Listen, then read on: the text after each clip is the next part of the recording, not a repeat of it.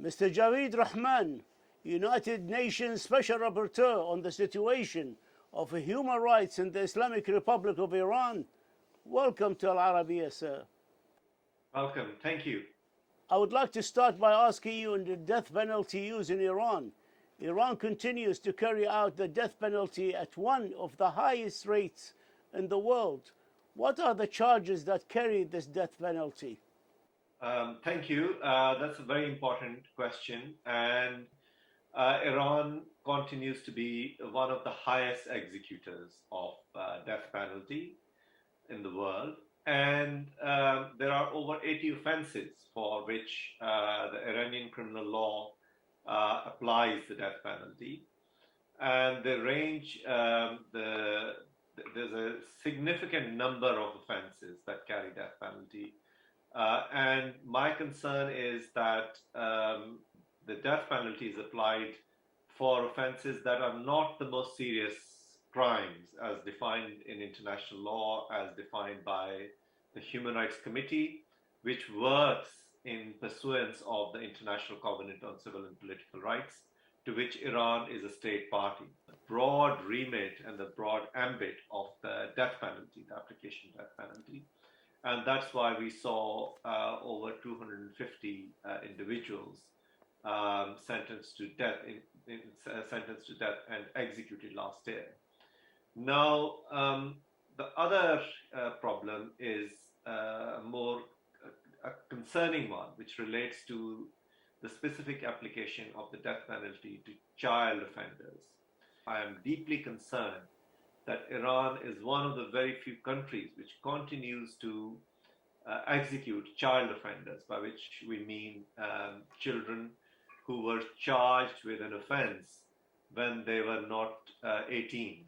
And we have, every year, we have a number of child offenders who are executed by the Islamic Republic. And we understand that there are around 85 child offenders who are on death row currently, and there is a risk that these child offenders could be executed.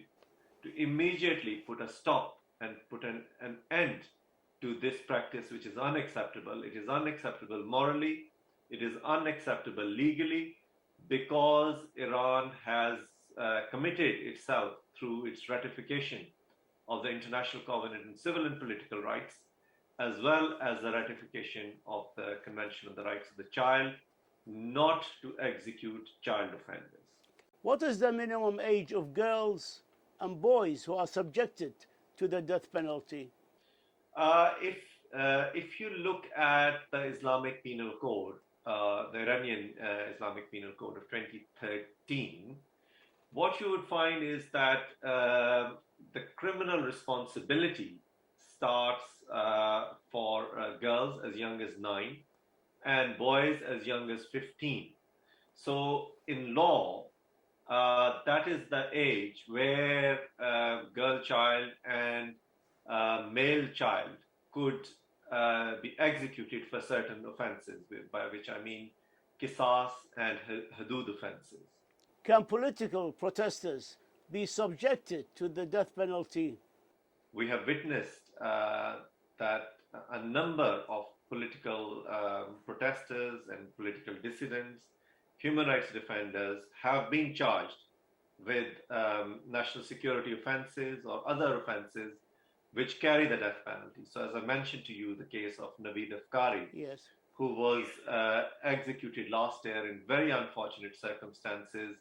There is clear evidence that he was tortured to confess, and when he attempted to retract that confession, that was not taken into account. And in fact, this September, an individual who was a witness to the violations or abuse of his rights died in very strange circumstances in prison.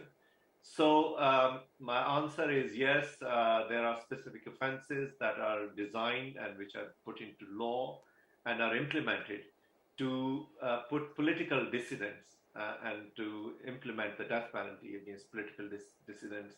And a lot of the ethnic minorities who are disproportionately executed within the Iranian criminal justice belong to that category where, for example, the Kurds or the Balochis, there are numerous cases where, because of their descent, because they are asking for their ethnic, linguistic, and political rights, they are arbitrarily detained. They are tried arbitrarily, and then their execution is put into place. Confessions. According to your report, there is a heavy reliance by the justice system in Iran on confessions during investigations and seem to be a major incentive for torture reportedly undertaken by the range of actors, including the police intelligence unit, the Ministry of Intelligence, the Islamic Revolutionary Guards Corps, and security forces. Is there anything you can do, or the international community, to stop such practices? Yes, that's a very important question and a process within the criminal justice system. So I will begin firstly by urging the Islamic Republic of Iran to ratify the Convention Against Torture. Iranian law prohibits torture, but we have evidence and we receive consistent information that torture takes place, especially as you just mentioned as well, in places of detention and in the criminal justice procedure. So there needs to be a thorough investigation of these concerns, and an investigation has to take place. And I would say that the concern is so grave that what the judicial system should do is not to accept or not to convict individuals solely based on confessions, because as I have investigated and the information that we have received is that confession is normally and generally extracted through torture or other means which are unlawful, both under Iranian law as well as under international law. So I would very strongly urge the Iranian authorities not to convict individuals on the basis of their confessions, because these confessions are unreliable. They are not voluntary, and they are very frequently, almost inevitably, extracted through coercion, through torture, and through pressure. Cases of death in custody. There is no official data on deaths while in custody, but since 2003, at least 32 persons reportedly died while in custody. What can you tell us about the causes for deaths while in the custody of the state? Well, when people are in custody, they are in the control of the state authorities, and we have information that you have stated these figures. On a number of occasions, the state authorities have refused to provide them with medical assistance or medical help. But then there are many occasions where there has been deliberate or violent action on the part of state authorities, which has resulted in the death of many of these detainees. So the position in international law and international human rights law is that the state is responsible and answerable when detainees detainees suffer ill treatment or a death occurs. And as you would have noticed in my most recent report, I have stated a number of cases where individuals who were in state custody or who were in prison died because of, either because there was some active action on the part of state authorities which caused the death, or sometimes they have refused to give appropriate medical treatment, or there are some causes which the state has refused to explain. So the state is responsible when the detainees die in these circumstances, and it is unfortunate that many of the detainees have died because of the way they have been treated, the maltreatment, Yes. or of the medical medical negligence, or refusal to grant them the much needed medical treatment that they require. Dealing with protests, according to your report, what can you tell us on the use of machine guns, sniper rifles, heavy firearms, and shotguns by a range of state security and intelligence forces against peaceful political protesters? Yes, my current report and my previous reports have documented that on occasions when the political protests take place, the security officials do not follow international human rights standards, and they use excessive lethal force to prevent legitimate exercise of freedom of expression and assembly. And therefore, as we witnessed in the case of November 2019 protests, 304 innocent men, women, and children were killed by security forces because of the lack of restraint on the use of weapons. So that is the point that I've demonstrated. Similarly, in Khuzestan this year, we saw that the security forces used excessive force, which resulted in a number of killings. Your report states that the human rights violations and crimes appear to be part of a policy by the government to silence and discourage perceived or real political opposition. How did you reach such conclusion? When I say that, I gather evidence of the treatment of political dissidents and people who claim genuine rights. So, for example, the right to dissent, right to peaceful assembly, the freedom of expression, the rights of women, the rights of ethnic and religious minorities who want to have to claim or reclaim their fundamental human rights. So when ethnic minorities are claiming that they have rights as Iranian citizens, to a right to a culture, or right to a tradition, or right to a language, there is a deliberate policy on the part of the state to repress those claims. Similarly, the rights of religious minorities are regularly repressed. A number of minorities, such as the Baha'is, are not recognized in the system. And their genuine claims to have the right to freedom of religion or belief and to exercise their rights are repressed and denied as part of a deliberate state policy.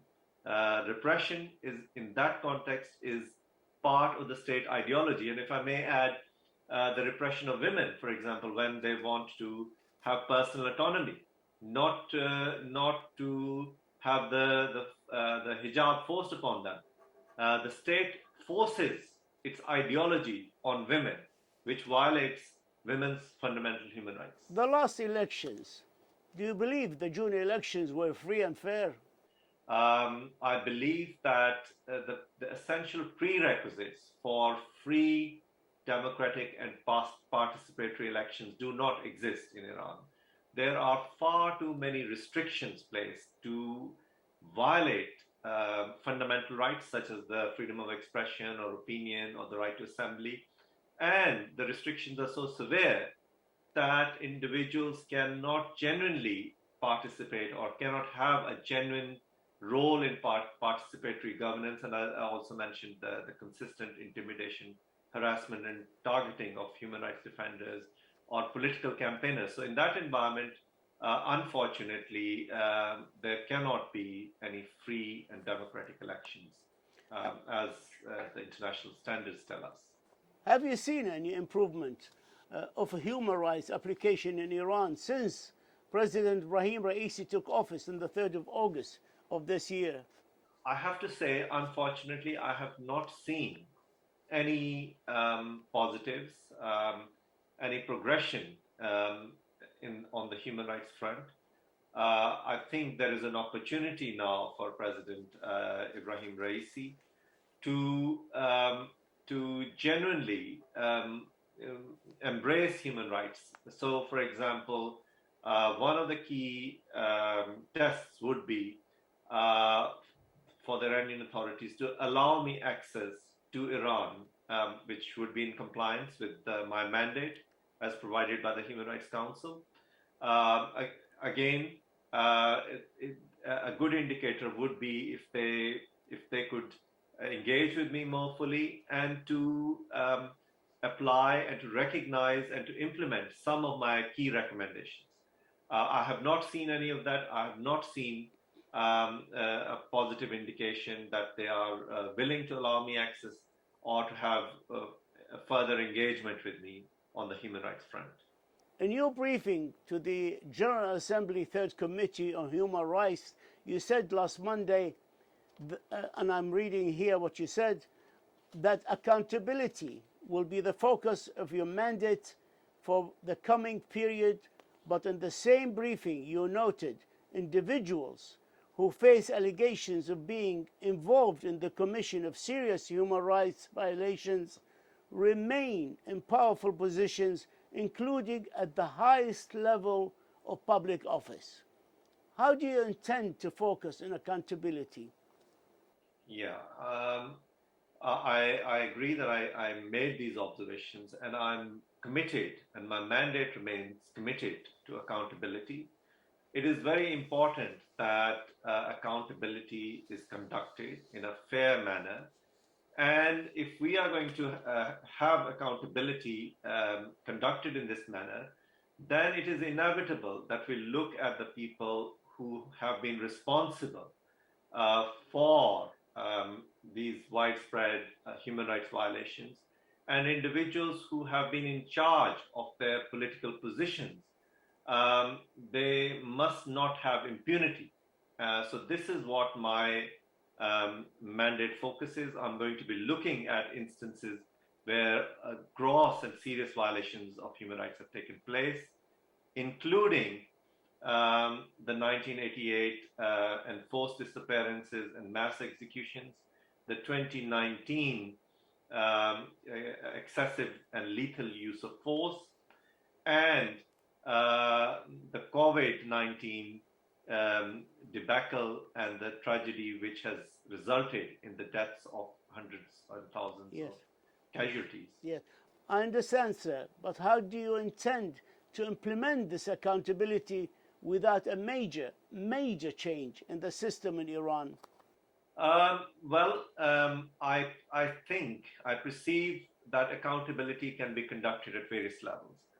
One is, in my role as a special rapporteur, I will gather the information, I will gather the evidence that's available to me, and I can put it before the human rights community, the Human Rights Council, and the international community to actually assess the evidence that I bring forward, and then to make a call on Iran to provide reasons and to hold Iran accountable. Another one is my constant engagement, and I know that there are challenges, but I would consistently engage with the Iranian authorities so that there is a measure of justice possible within the legal system and the framework of Iran. Iran cooperation. In March 2018, you took over this office. In August of 2018, you informed Iran that you would like to visit, but Iran has not yet allowed you to do so in spite of numerous requests from your side.